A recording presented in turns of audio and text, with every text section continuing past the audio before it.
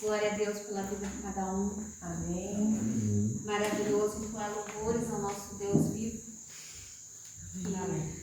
É notória a ministração dos anjos em nossas vidas, em nosso dia a dia. E nesse momento não é diferente. Eu estou arrepiada. Amém. Amém. Então, vamos continuar com o nosso mover. E vamos na palavra, né? A gente já orou, a gente já louvou, e agora a gente vai trazer uma palavra. Eu quero que vocês, amados, abram as Bíblias em Ageu, no capítulo 2. Ageu fica perto da onde? Porque eu quase não li esses livros. Vamos seguindo lá. Você pega Ezequiel e vai lendo. Ezequiel. Eu vou sintonizar aqui, porque esses livros eu não li. Achou Ezequiel? Jeremias. Ezequiel, Daniel.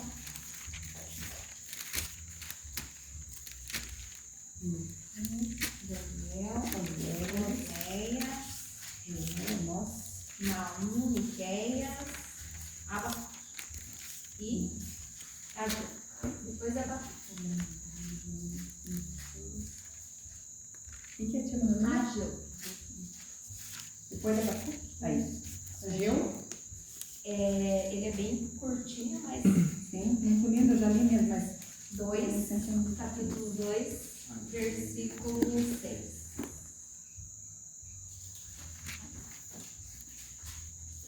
Eu já li ele mesmo, só que não lembro assim. É muito lindo. Mateus, lá tem Mateus, você vai voltando. Mateus, Malaquias, Zacarias, Ageu. É Ageu? Ageu. Ainda uma vez, dentro em pouco, farei abalar o céu, a terra, o mar e a terra seca.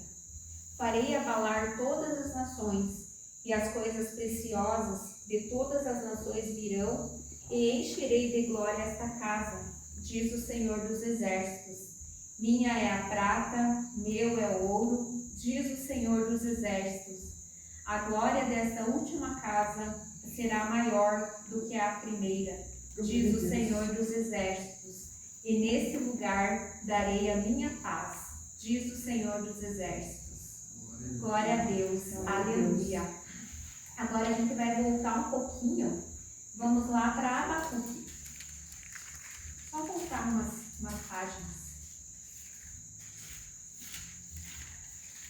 Abacuque 1, 5. Amém? Amém. Então, Abacuque 1, 5. Vede entre as nações, olhai, maravilhai-vos e desvanecei, porque realizo em vossos dias obra tal que vós não crereis quando vos for contada. Amém? Amém. Então, meus amados, é essa obra que hoje nós estamos sentindo, que nós estamos vivendo e que nós estamos dando glória a Deus. E que muitas vezes nós contamos, né? Nós nos alegramos, nós nos regozijamos e nós falamos o que está escrito.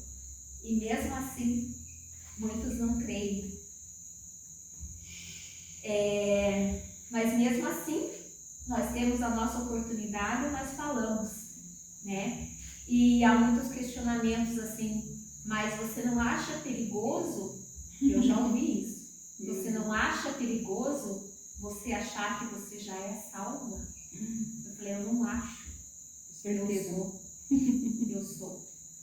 Porque o meu Jesus confirmou. Ele Amém. falou que eu sou salvo. Nós, as ovelhas. Se ele falou, tá falado, né? Amém, né? Glória a Deus. Inclusive, você que está me questionando, eu não tenho medo.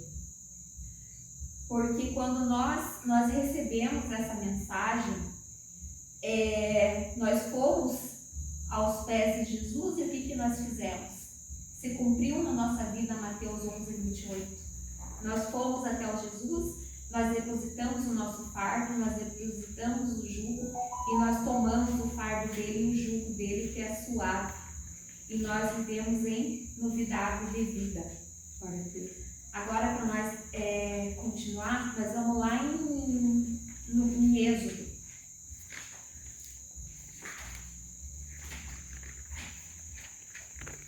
No Êxodo 24, 12.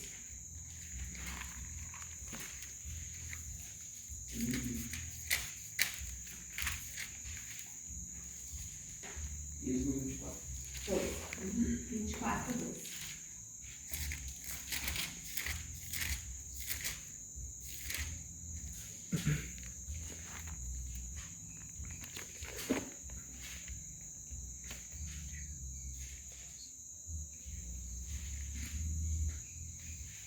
Amém? Amém.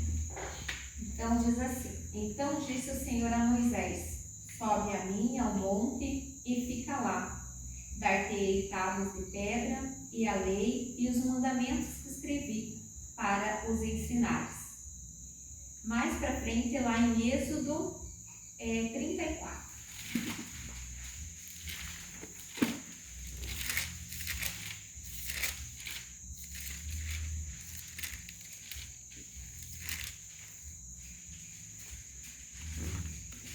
Nós vamos ler do 30 ao 35. 34.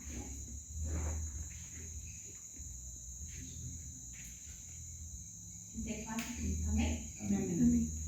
Olhando Arão e todos os filhos de Israel para Moisés, eis que resplandecia a pele do seu rosto, e temeram chegar-se a ele.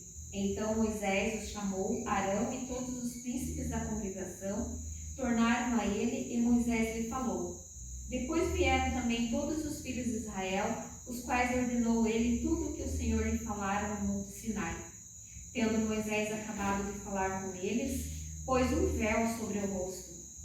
Porém, Moisés, perante o Senhor, vindo Moisés perante o Senhor para falar-lhes, removia o véu até sair. E saindo, dizia aos filhos de Israel tudo o que lhe tinha sido ordenado. Assim, pois viam os filhos de Israel o rosto de Moisés.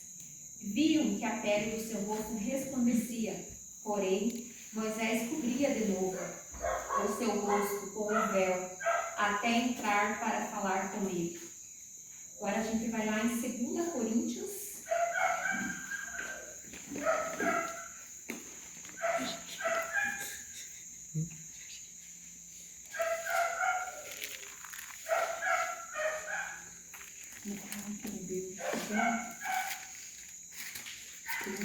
Isso, mas... 3. 2 Coríntios 3.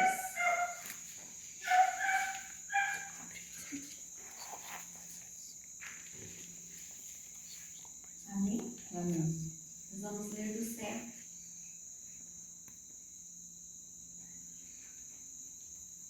Esse é o ministério da morte, gravado com letras em pedra, se revestiu de glória, a ponto de os filhos de Israel não poderem fitar a face de Moisés, por causa da glória do seu rosto, ainda que desvanecente. Como não será de maior glória o ministério do Espírito? Porque se o ministério da condenação foi glória, em muito maior proporção será glorioso o ministério da justiça. Porquanto, na verdade, o que outrora foi glorificado nesse respeito, já não resplandece diante da atual sobre excelente glória. Porque se o que desvanecia teve sua glória, muito mais glória tem o que é permanente. Tendo, pois, tal esperança, servimos de muita ousadia ao falar, e não somos como Moisés, que punha véu sobre a face, para que os filhos de Israel não atentassem na terminação do que se desvanecia. Mas os sentidos deles se embutavam, pois até o dia de hoje, quando fazem a leitura da antiga aliança, o mesmo véu permanece, não lhes sendo revelado que em Cristo é removido. Mas até hoje, quando é lido Moisés, o véu está posto sobre os corações dele, Quando, porém, algum deles se converte ao Senhor, o véu lhe é tirado. Ora, o Senhor é Espírito, e onde está o Espírito do Senhor, aí há liberdade. E todos nós, com o rosto desvendado, contemplando como por espelho a glória do Senhor, somos transformados de glória em glória, na sua própria imagem, como pelo Senhor, o Espírito. Amém, meus queridos? Amém. Amém. Então, nós não precisamos, usar nenhum método, não precisamos fazer mais nenhum sacrifício, nós não precisamos disfarçar a presença do Espírito Santo em nossas vidas, porque nós somos luz, e onde a gente chega, não por nossa honra, não por nossa glória, mas nós somos diferentes. Então, quando perguntam assim, você não acha perigoso você se achar salvo? Não. Porque aquela lei, ela foi escrita em tábuas de pedra. E a glória da segunda casa, que é a graça que nós vivemos, ela foi escrita em nossos corações. Então, nada vai mudar, nada vai apagar. E como diz no verso 18, e todos nós, com o rosto desvendado, contemplamos como por espelho a glória do Senhor, somos transformados de glória em glória, na sua própria imagem, como pelo Senhor, o Espírito. Então, a cada dia que passa, o amor do Senhor, aquele sacrifício que Ele fez naquela cruz, Ele vai nos constrangendo. E nós não conseguimos olhar para trás e nem fazer, como diz o nosso apóstolo Paulo, tudo me convém, tudo é lícito, tudo, eu posso fazer tudo. Mas tem coisas que nós, como estarmos em graça, nós não precisamos responder ou agir. O homem fala, você tem que fazer o jejum, você tem que fazer isso para você se santificar. Nós já somos santificados, nós já somos libertos, nós já somos filhos, nós já fomos comprados, nós já somos herdeiros. Então, assim, essa palavra, como nós já somos herdeiros, nós temos que viver como tal. Nós temos que desfrutar o melhor dessa terra. Mas no amor de Cristo, aquele amor que nos constrange e que não nos faz voltar para trás e nem carregar as tábuas da lei, Porque tudo já foi consumado. E como nós somos filhos de Deus, filho do Rei, nós temos que viver como tal, reinando em vida. E sem colocar nem jugo, nenhuma condenação. Então, muitas vezes, as pessoas vêm nos questionando. Mas você tem certeza? Eu tenho porque está escrito. E eu não posso anular. Porque é muito maior esse amor, que chega de arder, chega de doer, quando você escuta assim, não, mas a gente tem que pagar o preço. Será que não foi o suficiente Jesus ter sido moído, ter sido pregado naquela cruz, ter o seu sangue vertido? Será que assim vai ter mais um preço que nós possamos pagar? Não, O preço que nós temos que pagar é esse, de glorificar e de contar a glória da segunda casa, contar a glória da graça, que nós somos mais que vencedores, que Cristo habita em nós, que nós somos herdeiros e que nós temos que seguir e sempre falar, Nós temos que sempre falar essa verdade, que Cristo morreu por nós, por muitos, por todas as suas ovelhas, e não tem mais o que a gente fazer, já tudo foi feito. Então, meus queridos, era essa palavra que eu queria trazer para vocês, e que nós continuemos nessa nossa caminhada, sempre glorificando, sempre bendizendo o nome do Senhor e agradecendo pelas maravilhas que Ele fez. E que nem a Nilda colocou ali no começo, que muitas vezes as pessoas têm a permissão e têm a predestinação. E glória a Deus, que nós aqui com saúde, alegres, contentes, nós já encontramos, né? Na verdade, Cristo já nos encontrou, né? Antes da fundação do mundo. E nós, como ovelhas, estamos seguindo e glorificando por essa grande graça em nossas vidas. Amém? Amém.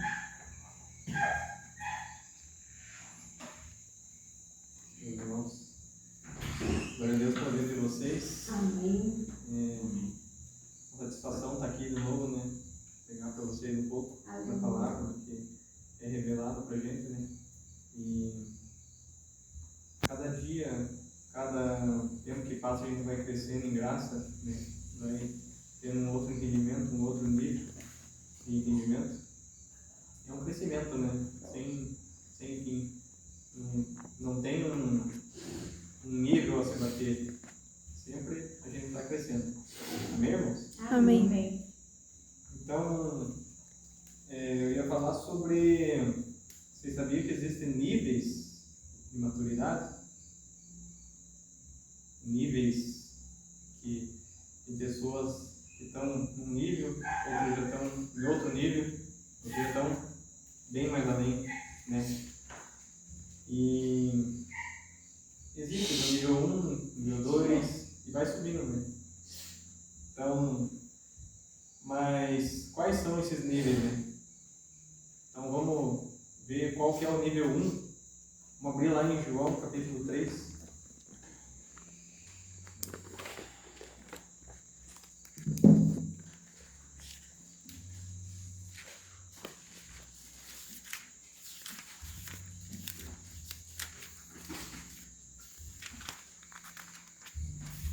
João capítulo 3.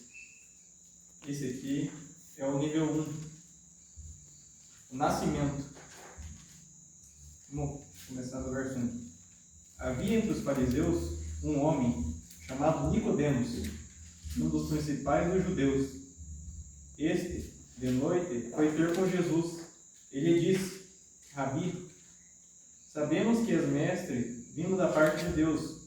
Porque ninguém pode fazer esses sinais que tu fazes se Deus não estiver com ele. A isto respondeu Jesus: em verdade te digo, que se alguém não nascer de novo, não pode ver o reino de Deus. O que Jesus falou aqui? Quem não nascer de novo, não pode ver. Então, a gente não pode ficar frustrado quando a gente prega a palavra, quando a gente mostra o Evangelho da graça e a pessoa não entende. Por que ela não entende? Porque ela não consegue ver. Você mostra para ela, mas ela não consegue ver. Às vezes, muitas vezes, porque o véu está sobre a sua face. Muitas vezes por causa disso. Mas, muitas das vezes, na verdade, a maioria das vezes, porque ela não nasceu de novo. Vamos continuar lendo o verso 4. Então, Jesus está falando aqui, se alguém não nascer de novo, ele não pode ver o reino de Deus. Ele não consegue ver. Você pode mostrar para ele, ele não consegue ver. Ele não consegue enxergar. Verso 4. Perguntou-lhe Nicodemos: como pode um homem nascer sendo velho? Pode porventura voltar ao ventre materno e nascer segunda vez? Podemos ver que o Nicodemos, né, era um desses que não tinha nascido de novo. Ele não conseguia ver o que Jesus estava querendo dizer para ele. Veja como ele tinha uma mente de criança, um raciocínio de criança, né? Jesus estava falando sobre coisas, né, espirituais e ele, né, fazendo uma analogia de coisas terrenas, né? Veja a ingenuidade dele. Pode um homem velho nascer de novo, entrar no ventre da mãe, né? Veja a cabeça dele, né? Achando que um homem velho, né, entrar no ventre da mãe, né? E daí nascer pela segunda vez. Uma mente fritou o cérebro. Uma mente de criança de entendimento.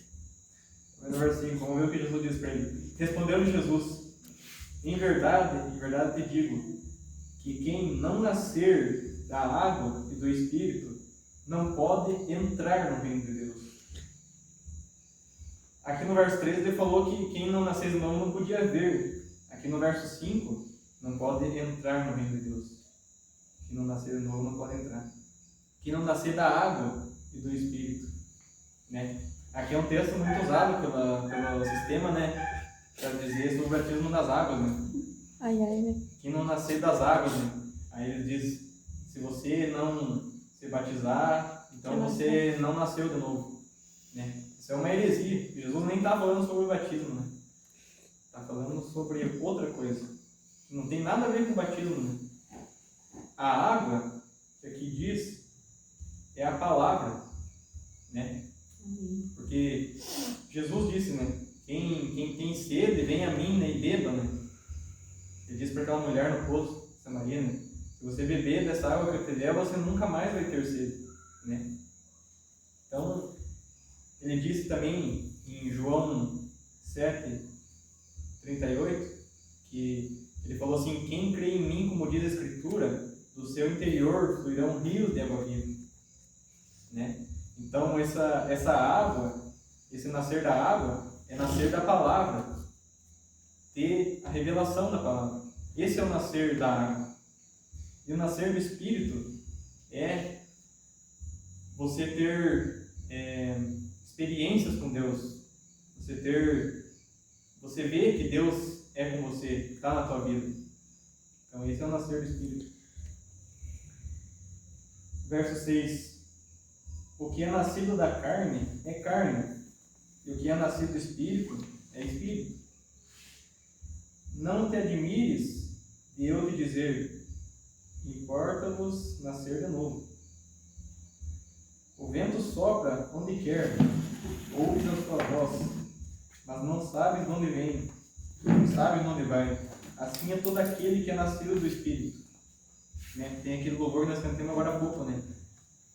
Sou nascido de Deus, né? O vento sopra onde quer, né? Você não sabe de onde ele vem, não sabe para onde ele vai, né? Porque ele é nascido do Espírito. Ele é como o vento, né? Sopra onde quer. E aqui, nesse ministério, né? Tá aqui os ventos, né? Que sopram onde quer, né? E é uma predestinação, né? Deus predestinou, né? Os eleitos de Deus. Eles são como o vento, né? Deus sopra eles para lá, eles vão lá. Sopra eles lá, eles vão lá, né? Não são como pessoas sem direção. Deus direciona eles porque ele tem uma predestinação. Eles são eleitos.